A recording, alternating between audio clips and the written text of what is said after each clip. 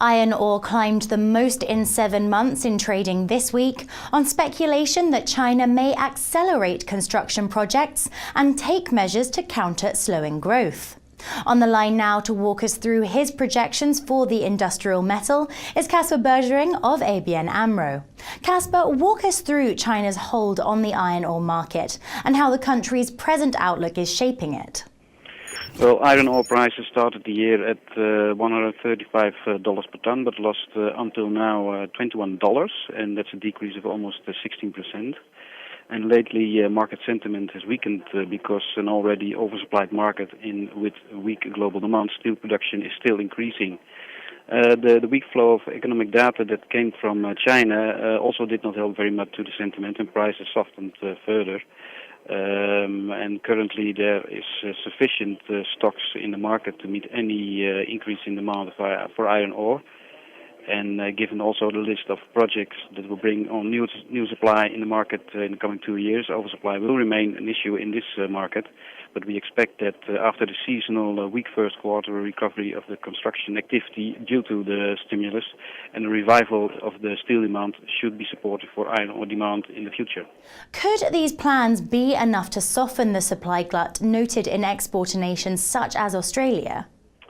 Well, import demand until February has been good so far.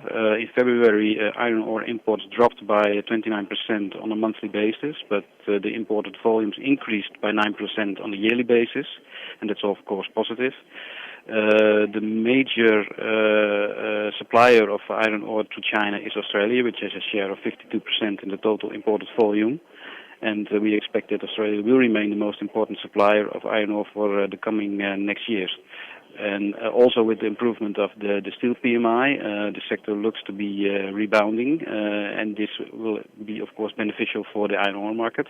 But the question remains that to what extent mills will start to import iron ore again. Despite lower growth forecasts for China, companies such as Fortescue Metals has commented that it continues to explore for iron ore, while commodities giant Glencore proceeds in its pursuit of becoming an iron ore miner. What continues to drive these companies? Well, I suspect that these companies are probably considering the long-term perspective because urbanization and industrialization will continue in China and also in other emerging markets.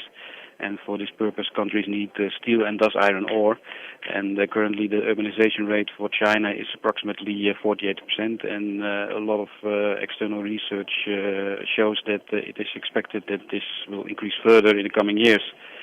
But given the current supply situation, it remains to be seen if the international iron ore market can absorb additional supply in the short term. Let's talk price action then. While prices may have surged this week, it comes only weeks on from March's flash crash. What are your forecasts? In the ferrous sector in general, much depends on the level of steel demand and the pickup in construction activity. We also hope for the stimulus by the Chinese government. But we have to consider the structural overcapacity in almost every ferrous market, and this will keep prices somewhat soft. The outlook for the steel raw material price is